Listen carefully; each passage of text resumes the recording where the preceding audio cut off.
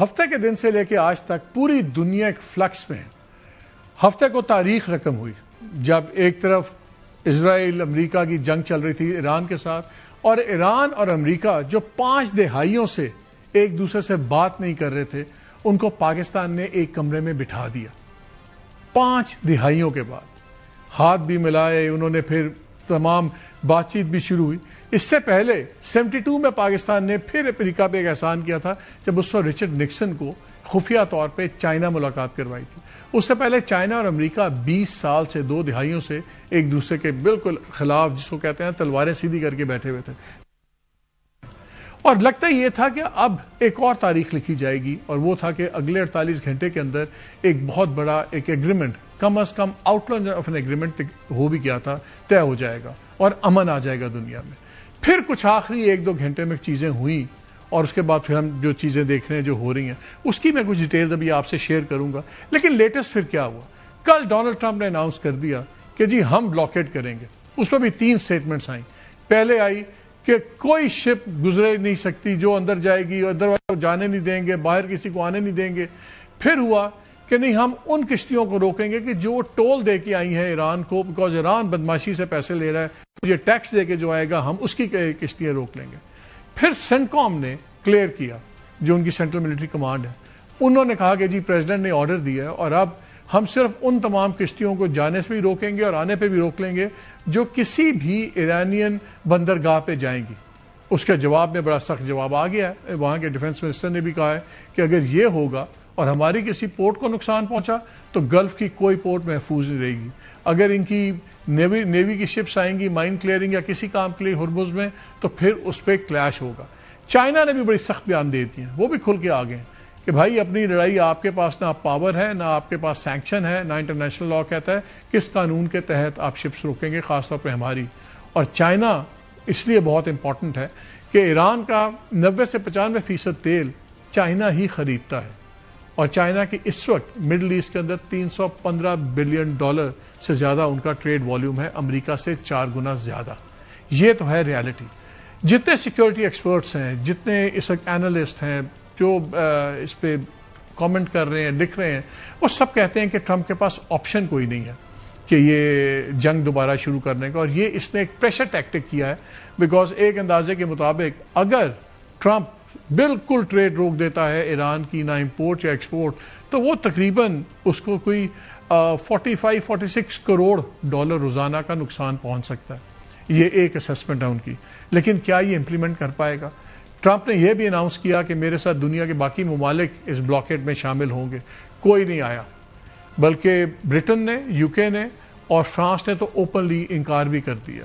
وہ کہتے ہیں کہ ہم ایک اور کمیشن بنا رہے ہیں جو جب کانفلکٹ ختم ہو جائے گا تو پھر ہم دیکھیں گے کہ کیسے ریگولیٹ کرنا ہے. کوئی یورپین ملک ساتھ نہیں آیا، کوئی اور ملک نہیں آیا، یہ تنہا ہے. بہت سے لوگوں کا خیال ہے کہ شاید دماغی توازن بگڑ گیا ڈونلڈ ٹرمپ کا. مثلاً ابھی کل انہوں نے ایک پوسٹ کی، ویسٹ میں ایک، ہم تو نہیں کرتے، ویسٹ کے اندر ایک طریقہ ہے کہ وہ حضرت عیسیٰ کی شبیہ سے بڑے پوسٹرز لگاتے ہیں، پکچرز لگاتے ہیں، اور عام طور پہ ایسے دکھایا جاتا ہے کہ ایسے حضرت عیسیٰ علیہ السلام شفا دے رہے ہیں. اس نے وہاں پہ اپنا امیج بنایا، آپ اسکرین پہ دیکھ رہے ہیں یہ.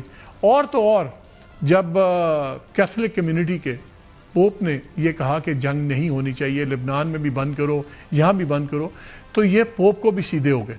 اور انہوں نے کہا کہ پوپ امریکن ہے، اور وہ صرف اس لیے پوپ بنا ہے کہ چرچ نے کہا کہ اس کو پوپ بنا دو امریکن کو تو ڈونلڈ ٹرمپ سے ڈیل کر لے گا. چرچ کا اس سے کیا تعلق ہے؟ اور وہ کہتے ہیں just he is in Vatican just because I am in white house. اب اس لاجک کے بعد بات کوئی نہیں رہتی.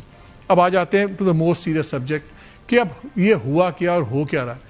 میں کچھ ڈیٹیلز آپ کے ساتھ شیئر کروں گا، اور وہ اس لیے ضروری ہے کہ کیونکہ جب تاریخ رقم ہو رہی تھی جو پاکستان نے عزت کمائی، اور سب سے بڑا مشکل کام یہ تھا کہ جب ڈائلاگ تو پاکستان ایک نیوٹرل آربیٹر تھا، اور اب بھی اس کو نیوٹرل آربیٹر ہی سمجھا جا رہا ہے. اس تمام ٹاکس کے بعد امریکہ نے بھی اور ایران نے بھی، دونوں نے تعریف کی پاکستان کی اور پاکستان کا شکریہ ادا کیا. ورنہ عام طور پہ ایسے ڈائلاگز وغیرہ میں ہوتا ہے کہ آپ کی نیوٹرلٹی بھی خطرے میں آ جاتی ہے. اس دن ہوا کیا، میں تھوڑا سا آپ کو ایک رن ڈاؤن دیتا ہوں اور پھر آپ سے ایک دو اور اندر کی خبریں بھی شیئر کروں گا. باقی چھوڑ دیں کہ کب ڈیلیگیشن آئے، ملے.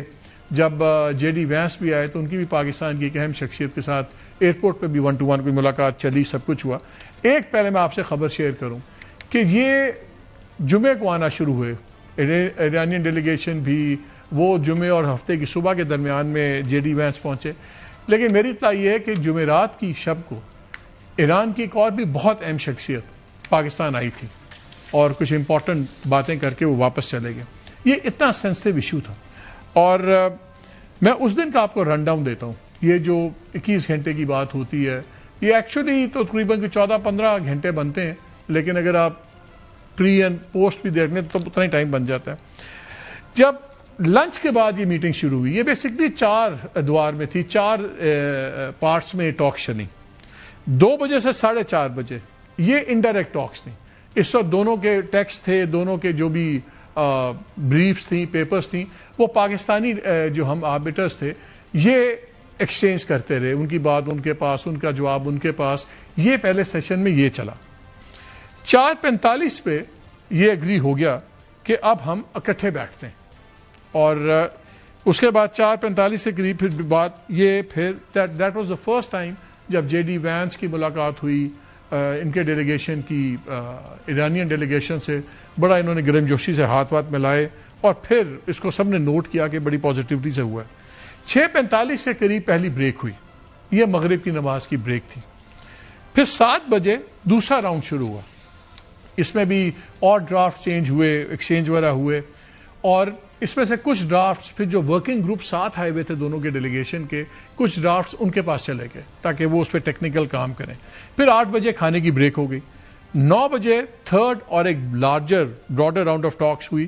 اس میں ٹیکنیکل اور وہ بھی جو دوسرے ایکسپرٹس تھے وہ پیرلل ان کی بھی انپٹ آنی شروع ہو گئی. تو ظاہر ہے جب اندر باتیں ہو رہی تھیں اس پہ انسٹرومنٹ کے اوپر, نیوکلیئر پروگرام کے اوپر, فنڈز فریزنگ کے اوپر, یہ ساری چیزیں ہو رہی تھیں. پھر تقریباً 12 بج گئے.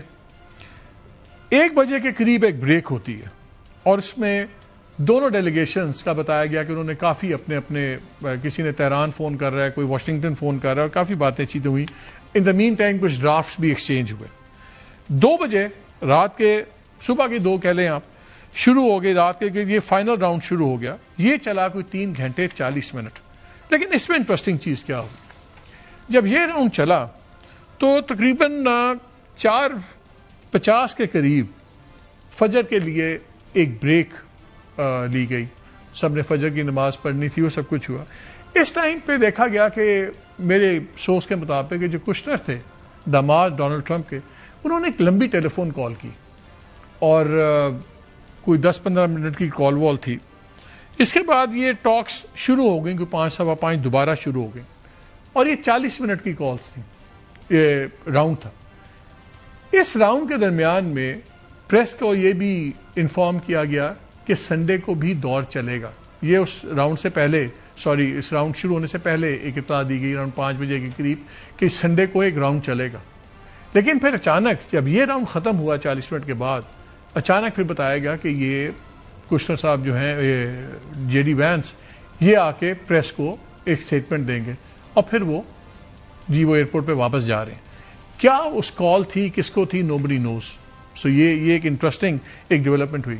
ایک ہمارے کولیگ نے ٹویٹ کیا ہے کہ جی جو وہاں پہ موجود تھے سینٹر وغیرہ میں, انہوں نے کہا جی 3 بجے کے قریب کچھ لوگوں نے یہ بھی بتایا تھا کہ شاید ایک جوائنٹ اسٹیٹمنٹ بھی آ سکتی. اور اس کا اندازہ ہم دیتے ہیں, جو اراغچی صاحب تھے جو ان کے ایران کے فارن منسٹر تھے, سید عباس اراغچی, انہوں نے جو ٹویٹ لکھا, انہوں نے لکھا کہ ہم انچز اوے تھے فرام اسلام آباد کے میمورینڈم آف انڈرسٹینڈنگ سے, انچز اوے.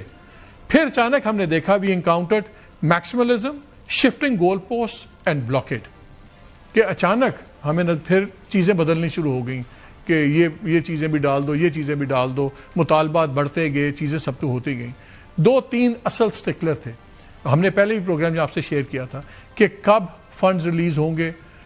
ایران چاہتا تھا فورن فنڈز ریلیز ہوں, امریکن کہتے تھے نہیں ٹکڑوں میں کریں گے, جیسے جیسے چیزیں ہوں گا. Nuclear issue was not the issue. ہم نے آپ سے پہلے بھی شیئر کیا تھا کہ جہاں تک نیوکلیر انرچمنٹ کی بات تھی, یہ پہلے ہی ٹیبل پہ بات ہے, اور یہ امریکہ اس کے ساتھ پرفیکٹلی فائن ہے کہ ایران اگر نیوکلیر انرچمنٹ کرنا چاہتا ہے پرامن مقاصد کے لیے تو پاکستان بھی کر کے دے سکتا ہے. اس میں ایشو پاکستان کا یا امریکہ کا نہیں ہے, اس میں ایشو تھا ایرانین کی, اس پہ ہارڈ لائن ہے. وہ شاید اس کو ایک نیشنل سمجھتے ہیں کہ نہیں ہماری عزت بیزتی کی بات ہے کہ ہم اپنی انریچمنٹ یہاں کیوں کریں, یہ عزت بیزتی, لیکن یہ بھی ایک نیگوشیبل پوائنٹ ہے, کوئی سیریس پوائنٹ نہیں ہے. سو کچھ تو ہوا ہے.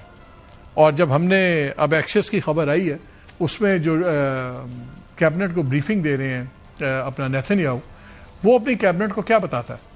وہ کہتا ہے کہ جب یہ پلین میں بیٹھے ہیں جے ڈی وینس, تو اس کے بعد انہوں نے مجھے فون کیا اور انہوں نے مجھے بریف کیا. تو اس نے کہا he reported to me in detail, جیسے آپ کسی سپیریئر کو رپورٹ کرتے ہیں, ورڈ وہ یوز کرتا ہے, he reported to me in detail as does this administration every day, جیسے کہ یہ ٹرمپ ایڈمنسٹریشن روزانہ مجھے بتاتی ہے ان تمام ڈیولپمنٹس میں, ڈائلاگس کے اوپر. یہ اس کا رویہ ہے, سب کچھ ہے. سو وی ڈونٹ نو. اور جو برٹش ڈیفینس سیکرٹری تھا اس نے تو یہ الفاظ یوز کیے تھے کہ اسٹیو وٹکاف اور یہ داماد ان کے ٹرمپ صاحب کے, یہ اسرائیلی ایسٹ ہے. جے ڈی وینس کا رویہ ٹوٹل رہی رہا تھا. اور میں چاہ رہا ہوں کہ آپ اسکرین پہ دیکھیں کہ جب جے ڈی وینس گیا بھی ہے, اور میری آج امریکہ میں ایک بندے سے بات ہو رہی تھی جو یہ باڈی لینگویج ایکسپرٹس ہیں, تو جے ڈی وینس ایسے کر کے آل تھمز اپ کا سائن دیتا ہے. اس کا مطلب ہے کہ وہ اندر سے کافی خوش تھا کہ بڑی اچھی ڈیولپمنٹس ہوئی ہیں. لیکن آخری گھنٹے میں جو کچھ ہوا ہے, یہ اب وقت بتائے گا کیا ہوا کیا نہیں ہوا. اب سوال اٹھا کہ کیا یہ ٹاکس آگے ہو رہی ہیں, نہیں چل رہی؟ 3 پازیٹیو سائنز ہیں. سیز فائر ختم نہیں ہوا اور اٹس ہولڈنگ آن. جو جے ڈی وینس نے کہا کہ ہم اپنا فائنل ڈرافٹ دے گئے ہیں, ایران اس پہ جواب دے گا, پھر اس کو آگے دیکھیں گے. That again is a positive side کہ دروازہ کھلا ہوا ہے, دونوں سائڈز ہیں. ایرانینز کے بڑے ہی میچور سٹیٹمنٹس آئے ہیں. انہوں نے کہا ہے کہ نہیں, ہم اگر ہمارے سے دلیل سے بات کریں گے ہم تیار ہیں, یہ سولوشن ابھی بھی ہو سکتا ہے, دلیل کا جواب دیں گے. ہاں جنگ لڑیں گے تو ہم جنگ کے لیے بھی تیار ہیں. اور ڈیولپمنٹس بڑی ریجن میں ہو رہی ہیں. پچھلے دنوں جب last time Iranian foreign minister کی جب بات ہوئی voice prime minister of Qatar سے, جو وہاں کے فارن منسٹر بھی ہیں, 4 مارچ کو, اس کا جو ریڈ آؤٹ نکلا وہ بڑا ہی سخت تھا. وہ اتنی سخت زبان تھی کہ آپ کو لگتا تھا کہ یہ اعلان جنگ ٹائپ ہے. آج ان کی دوبارہ بات ہوئی انہی 2 پرسنالٹیز کی. آج جو ریڈ آؤٹ نکلا قطر کا, وہ اتنا وہ ہے اکوموڈیٹنگ اور فرینڈلی سب کچھ, کہ آپ کو لگتا ہے کہ قطر, ایران, سعودی عربیہ, ترکی, یہ جو جتنی بڑی پاورز ہیں گلف کی, وہ 2 چیزوں پہ متفق ہو گئی ہیں.